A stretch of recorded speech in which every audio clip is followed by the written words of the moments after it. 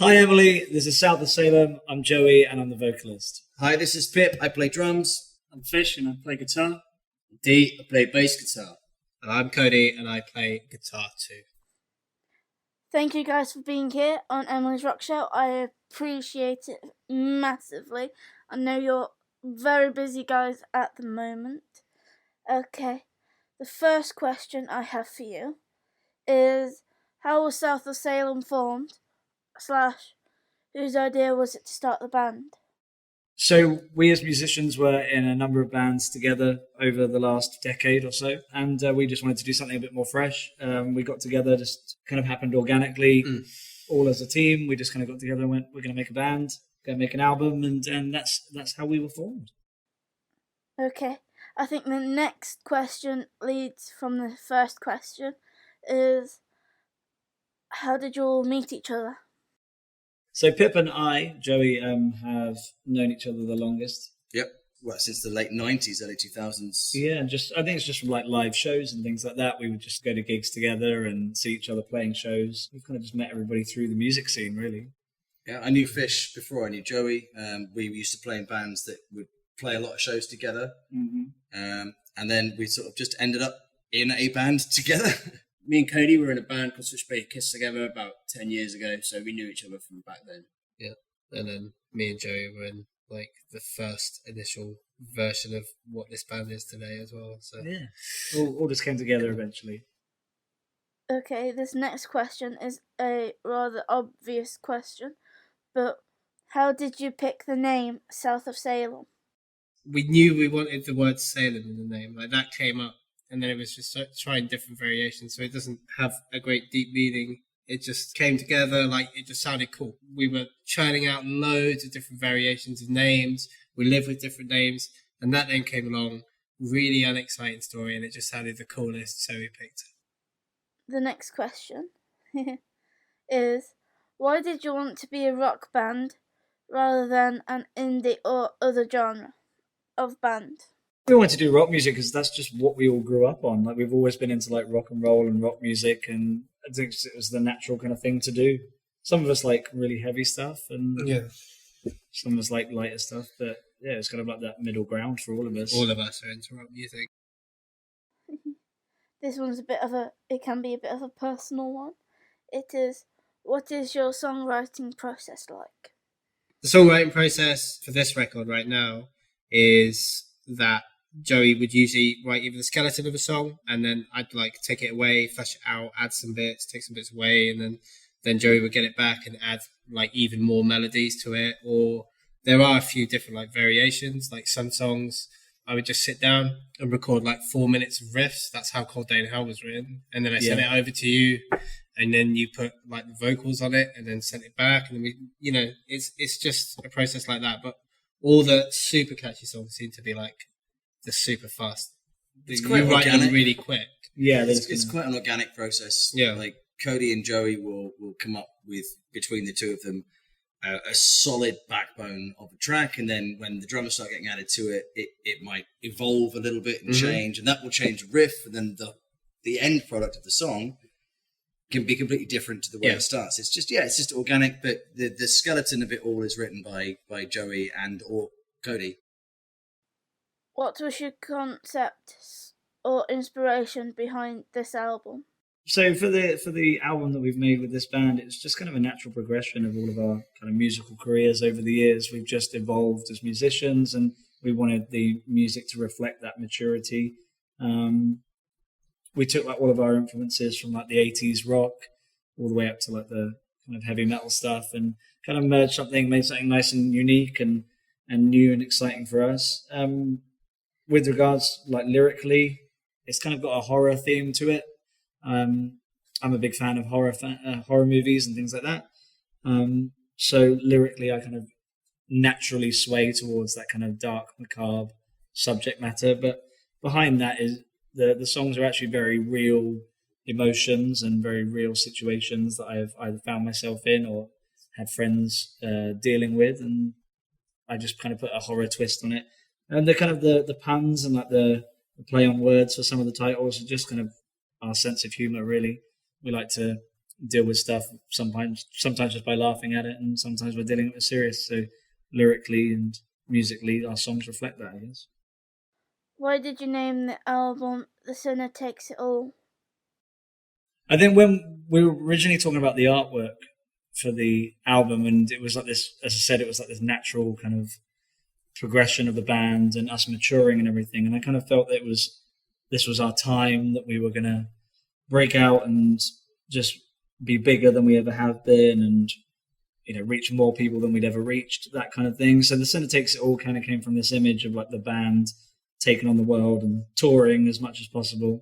Unfortunately, with everything that's going on, we haven't been able to tour as much as we'd like to, but we hope to get out there ASAP. But it was about just kind of taking on the world and really giving it our best shot. What is your favourite song on the album? And what is one of the songs that you can't wait for people to hear? I'm excited for people to hear Another Nail in My Coffin for various reasons. Especially live. Yeah, that'd be a good one. I really like No Plague Like Home. It's just like this fast-paced track, and it's just really fun to play. I'm looking forward to seeing people jumping up and down to that live. I think it's just a good kind of rocky song where everyone can mosh to. So that would be my pick. My pick is Demons Are Forever, because it's like the slower song on the album, which in every other album I've ever recorded is probably usually my least favourite song, but on this one it's my most favourite song. It has a guitar solo that I'm super proud of doing as well. It's released on the 10th of September though, so if this comes out before then, please make sure you check it out on Spotify. Not long to wait. Happy days. My favourite track on the album is probably also Demons as well. It's the one that I am most personally connected to with the message of it. When Joey wrote it, he and I spent a bit of time together talking about the lyrics and the theme and the message of it, and it's quite a personal song, which is really cool. Otherwise, it's difficult. I think my favourite changes depending on my mood. My favourite song on the album is Made to Be Mine. I can't wait to play it live as well. It's got high energy. It's going to get people sort of moving about. And I think that's going to be a fun song to play live. Who are your biggest musical influences? I suppose my biggest influences are Steve Stevens, Phil Collin, and Rat. That's good stuff. My biggest influence bass-wise is Duff McKagan from Guns N' Roses. Tone, the way he plays his bass, and just his whole way he moves on stage. So I think the biggest influence I've had on my playing is Adrian Erlandson. I was lucky enough to spend some time with him one-on-one, just playing drums, and in those few hours, the way that he taught me to relax and to simplify what I was doing blew my mind, and it was definitely him. Mine for like lead guitar and stuff is a weird one, but it's Eric Melvin from NoFX. It's never super complicated, and you could always sing it in the song. Like it always fits the song. I remember the solos as much as I remember the melodies. So I always try and bring that into my playing. And I think for me, there's quite a few different vocalists that I've taken inspiration from. I think Corey Taylor of Stone Sour and Slipknot, Chris Cornell, Alice Cooper. They've all kind of had a big influence on my writing style, but also like the vocal techniques that I use. If you were to name an artist or band that you like, but people would not necessarily associate with you, who would they be? I grew up on like rock and roll and rockabilly through my parents' influence, so probably the Stray Cats is probably the weirdest one that people probably wouldn't associate me as being a massive fan of. Blondie. I'd say for me, it's probably NWA. I think they're true street poets. So one that for me that might come across as out of character is Buddy Holly. Buddy Holly's original EP, specifically the song "Every Day," purely because I grew up in a fairly religious family, and when I was younger and I was first kind of exploring music, I was going through my dad's record collection, and Every Day was one that I just really got into, and it's something that's always stayed with me. I don't particularly listen to that kind of stuff that much anymore. But whenever it comes on, it's just always takes me straight back to those moments of digging around and finding those like old records that were really cool to me back then. And I hadn't heard music like that, and it was amazing, and it stayed with me. What was the thing that made you want to play your instrument? I actually, I only started singing because my dad was having a surprise 40th birthday, and I got up and did a song for his birthday by Eddie Cochran, who was one of his favourite singers. And yeah, that was the first time I ever performed in front of anyone. I didn't really sing up until that point that much, and then I was hooked. I wanted to play in a band. For me, I started playing guitar purely because of the bit in Back to the Future where he plays Johnny B. Good. I started playing drums as a kid, but it was so loud and my parents didn't like it, so they got me a bass guitar. That's basically the reason I started playing bass guitar. I like to be loud and hit stuff, and I'm not very technically minded, so guitar and that kind of thing was out of my wheel part. The real answer was I'm blind in my left eye, and I learned to play drums to learn my depth perception, so my limbs would learn where spacing was, and that was that. When I was 8 years old, I saw Status Quo, and I knew at that point I wanted to play guitar. What has been the best advice that you have been given? So I've said this before, and I'll always have the same answer to this question because it's something that's really stuck with me. But the best advice I've ever been given was by my father, and it was, if you can be the person now who you needed then you're doing okay. Now, my mum was said that if like people were picking on you or bullying you, you always hit the biggest one because then it would scare off the others. Now, that's worked a few times. So yeah, I would say that hit the biggest one first. If you could collaborate with anyone, solo artist or band whatsoever, who would you like to collaborate with? Yeah, mine would be Jonathan Davis from Korn. That would be, I just think he would add a kind of cool element to the band. What is one message that you would like to give to your fans? Just surround yourself with the right people and kind of work towards your dream, I think is kind of collectively what we would say. You just got to work towards what you want and don't let people stand in your way. Don't get disheartened as well. Like, the goals you have, it can take longer than you thought or you might think, but it's worth sticking to it. And enjoy it while you're trying to get there. Absolutely. Like, the journey is all part of it, and it's a lot of the time it's more fun than the actual destination. Don't let someone tell you can't do it. It's up to you whether you do it or not. Just try not to get bullied and disheartened by it. Just stick to it, and it will be what it will be. What has been the biggest challenge as a band so far?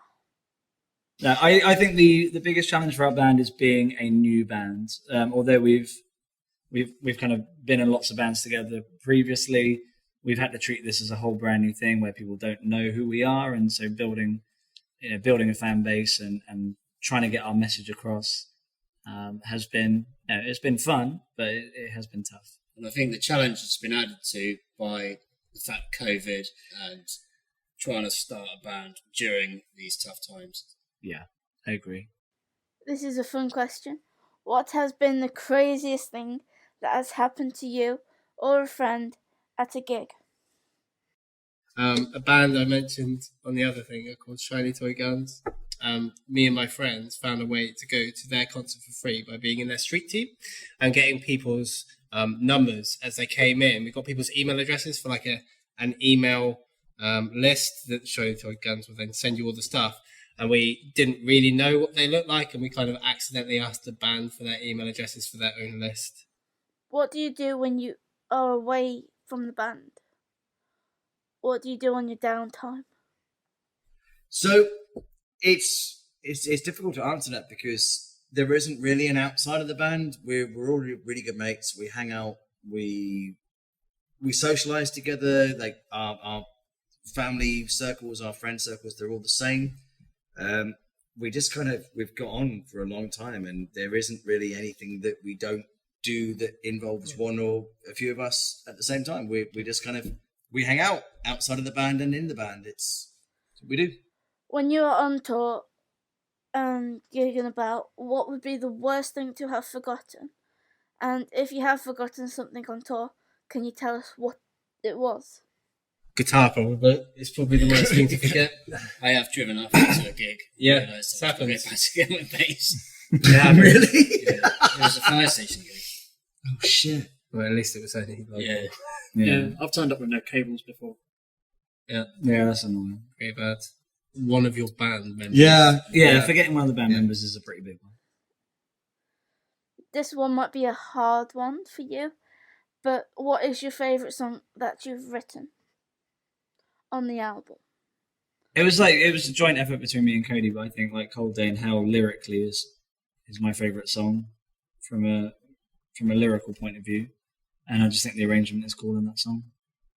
But I think the riff is probably my favourite thing about it, which is all Cody. So. Yeah.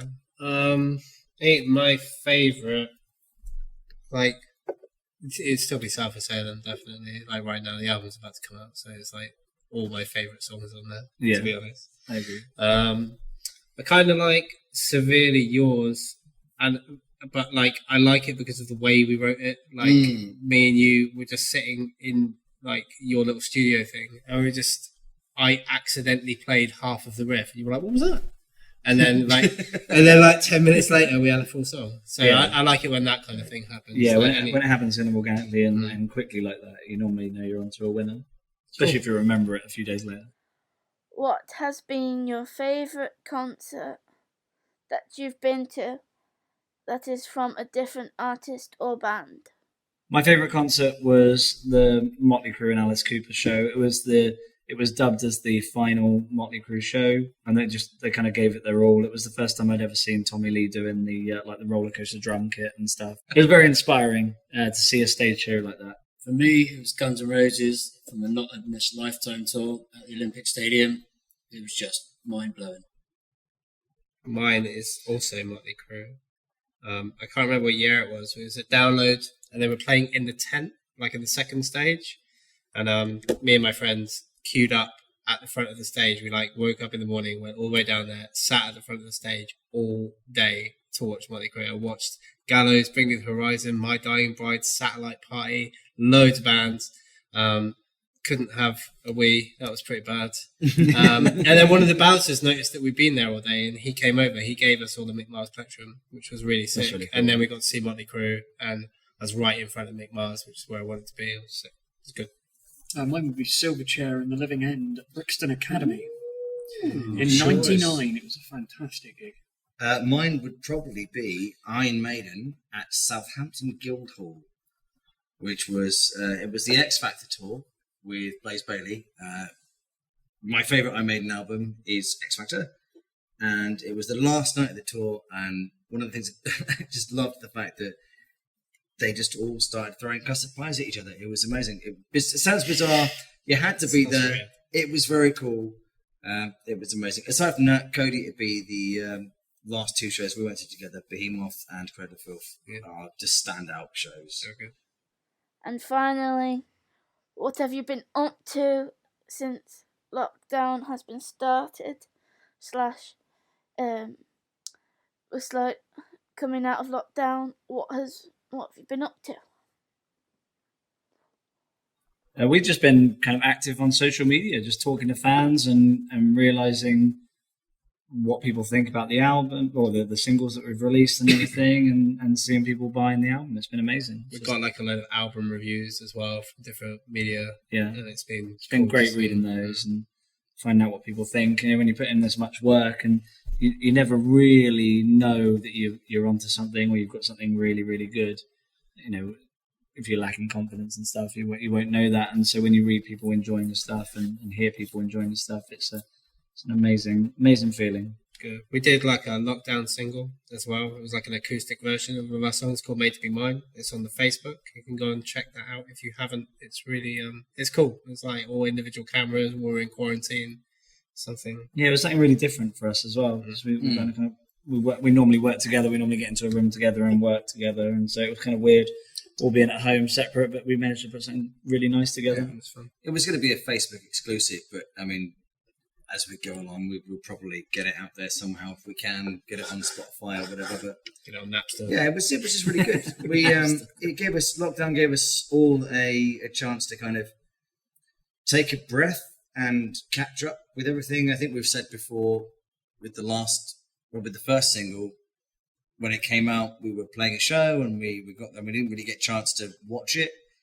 With Cold Day in Hell, it's been nice to have that downtime to see it evolve and to be involved in its evolution. It's been really cool.